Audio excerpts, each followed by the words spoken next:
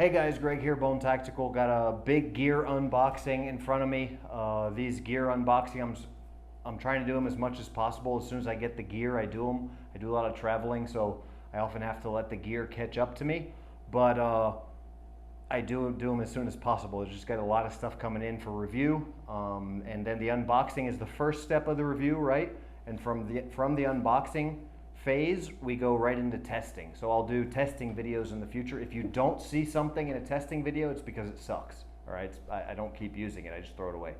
I got a lot of really cool stuff here on the table. I don't think I have anything at all that's not going to go into the testing phase, because I have all of this stuff is stuff I'm excited to be getting in and testing. Really cool bat, reverse, crossbow. You know, the little kid in me is super excited about that, but it is a highly effective, dangerous weapon, so don't get that twisted. I've got these anti-corrosion VCI gun bags from Arms Preservation. Some of them can fit, they're like a can liner for a 30 caliber ammo can. So while an ammo can may not completely prevent rust, this bag is like a bag you can put inside your ammo can, which is really cool. And then they also, Arms Preservation Incorporated, which I'll link all this stuff in the profile, but they also have like AR-15 bags, shotgun bags, pistol bags.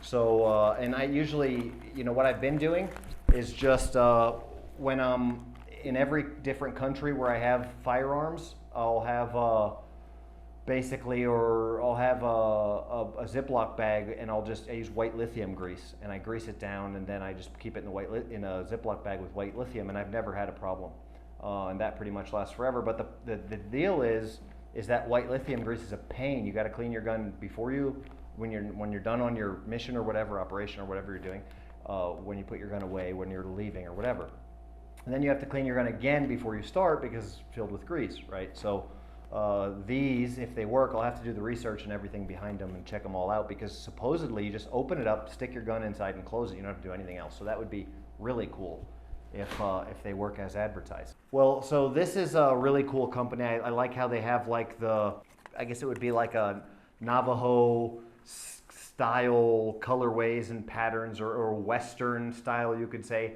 And this is Wingo Outdoors. And this is a really nice looking harness, very simple, minimal harness, very easy looking to put on. And I have some other harnesses here that I've reviewed on the channel from supposed top brands, and they just don't really hold up like you think they will. And they're not, the biggest thing about them is they're not easy to put on. So I'm excited to get these harnesses onto the dogs and see how they do.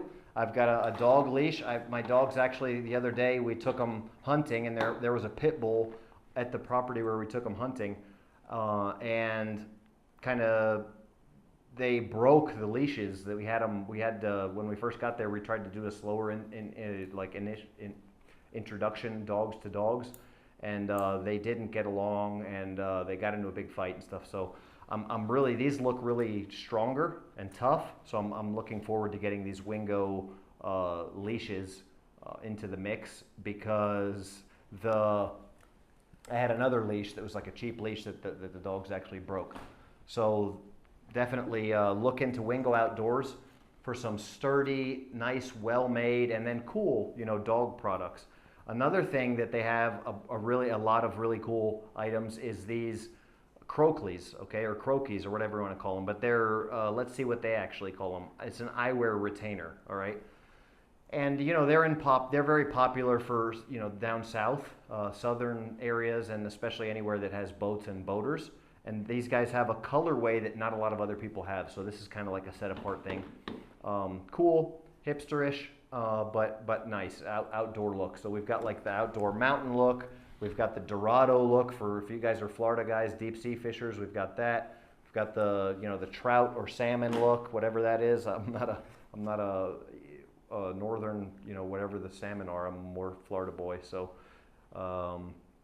this is cool. This one is called let's see, what is this one?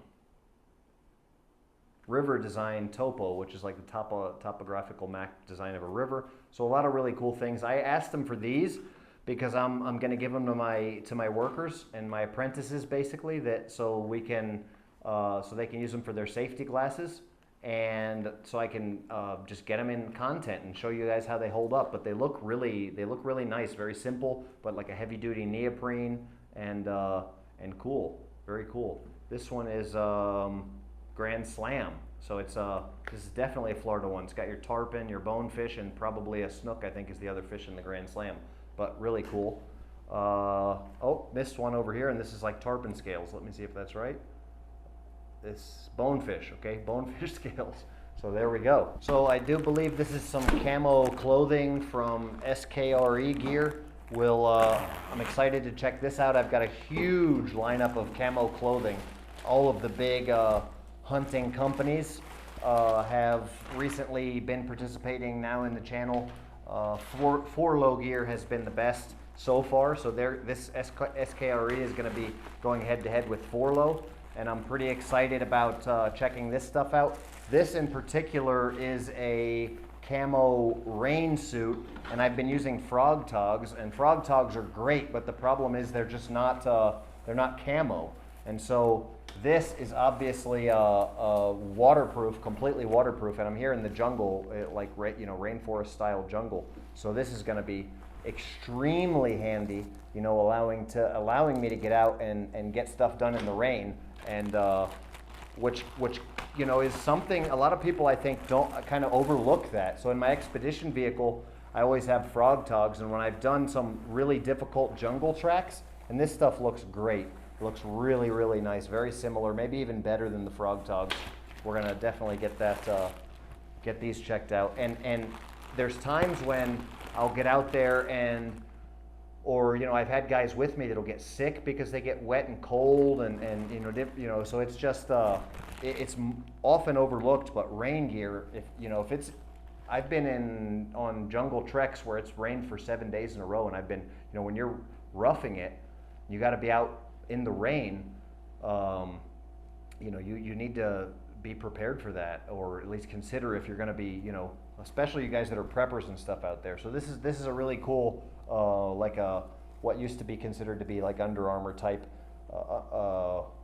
base layer for hunting as well.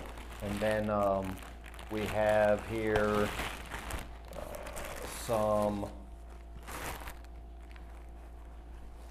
pants that look really cool. These look nice. They're very similar to the Forloh, so I'm very excited. These are very, very similar to the Forloh pants, and I'm very excited to give them a run to their money head to head.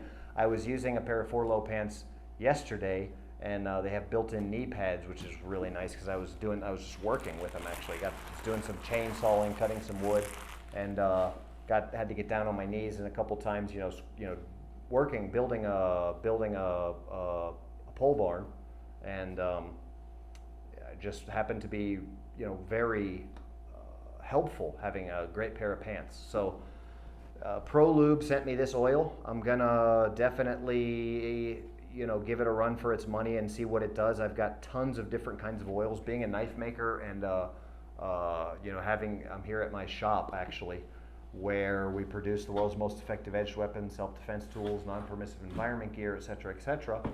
And I have every type of oil you can imagine. We have oils and greases for everything, cutting oil, oil for every kind of machine, and different hydraulic fluids and brake fluids, and 3-in-1 oils, and everything from lubricants. So I also, with my firearms, I like to use lubricants that are dry lubes, but that you spray on wet, clean them off, and they have like some sort of a protection that stays dry because of the fact that wet lubricant attracts dirt so much. So we are going to get this into the running. So we'll check that out. I might actually put a drop on my knife here just to give us a little bit of on my bone destroyer. Just give it a little run for its money. Let's see how it does. It's very, very thin. It's like a super thin 3-in-1 oil almost. So but it does lubricate well. Immediately lubricated the washers in here immediately. So, would you look at that? Works pretty good right off the bat. It has a little bit of an interesting smell to it, which to me means that it's not just a repurposed 3-in-1 oil, which I would originally worry about. Yeah, I like it. So actually using it, it's going to get in the lineup because the characteristics are showing me that it might actually be something different. It's a lot thinner than your traditional 3-in-1, and it has a little bit of a different scent, and it definitely works for lubricating. So now let's get into what you guys have all been wanting to see, and that is the crossbow. Or maybe it's just me that really wanted to see the crossbow, but I really wanted to see the crossbow. So, oh, how cool is that? I'm already sold. They've got Florida on there, and they've got Bow Fishing Florida on there. So being a Florida boy, I am definitely all for Ballista. And they've got a really cool catalog on here. And this thing, I mean, this is like the world's smallest crossbow here of, it's like a double reverse crossbow. I'm telling you, this thing just looks nasty. Wow, the darts, they look more like a dart than an arrow. They definitely look very high tech, really cool. And it's a bolt from a crossbow. Basically, from what I understand, they are considered to be a bolt. And wow, that's cool. That is cool. And so it looks like you have to put you have to maybe assemble it a little bit, which I'll probably end up doing in a different video. But there's like a front grip here, I think, and pistol grip. It comes with string wax, which is awesome. That tells me that they're a forward-thinking company and that they like their customers, because there's no bowstring that's any good for any kind of a period of time without bow wax. So this the pistol grip would go right here, and then that's basically the size of a pistol, and it's a crossbow, and it shoots shoots crossbow. So that is cool. The fact that it's very like small like this, I think is really cool. And also, they have different accessories and stuff for this crossbow. So I will show you some other things that I got from Ballista as well. I'm really stoked about it, actually. It looks very professional. You know, I don't know. I'm a big time bow guy. I don't know how much. So I've got a red dot sight that came with it, so that's going to be very helpful for shooting it and sighting it in. I don't know how much you guys are into archery, but here's an insert that appears to, this is an insert for allowing for penetration for hunting. Okay, so they have what they call penetrator inserts. I asked them for some more bolts, because I am going to be testing it, and there's a good chance that you'll go through ruining bolts. They don't last forever. So I got several packs of extra target bolts, and they have an extra string in there. So really, really cool. Really excited, like I say, to put this to the test. And then this is a crossbow press string replacement tool. So if my string goes bad, I can do that. I don't know how much you guys know about archery and bows, but this particular, I can tell you by looking at this, this is like the version. It looks like a nice compound bow version of a tool here. So it is well machined, a lot of cool looking components, and it's it's a reverse, which means the bow shoots to the front, right? And has some pretty great statistics. Let me see if I can pull some of those statistics for you out of the manual here. But they have some pretty incredible statistics as far as what the FPS and what they get out of this as far as this such a small package. It can be used, like I say, like a pistol. It's like not much bigger than what you would consider to be just a little handheld pistol there.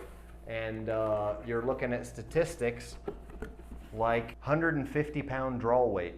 Right, I'm using I have all my bows are maxed out, and so they're like 80, 85 pounds of what the bows that I have are, and 150-pound draw weight is nuts. Okay, so we're looking at up to 420 FPS, 3 pounds of weight, 16 inches in length. It's 5 inches wide when it's cocked, 9 inches uncocked. It's got an 8.25 inch power stroke. And the pull rod draw weight is 50 pounds. So it takes 50-pound draw, which you know, any man who doesn't have health issues should be able to pull a 50-pound drawl, and a 150-pound comparable to a compound bow at 150 pounds. So that's pretty amazing. And hoping to get right into put this thing together and start testing it. Let me know what your favorite item at the table was, and let me know what you guys like or don't like about these review videos and gear review videos. Let me know what your favorite product on the table and what you're most excited to see. If you've got any tips or if you want to see anything in particular that I do with any of this stuff in the testing phases, let me know. Thanks for watching. Bow now.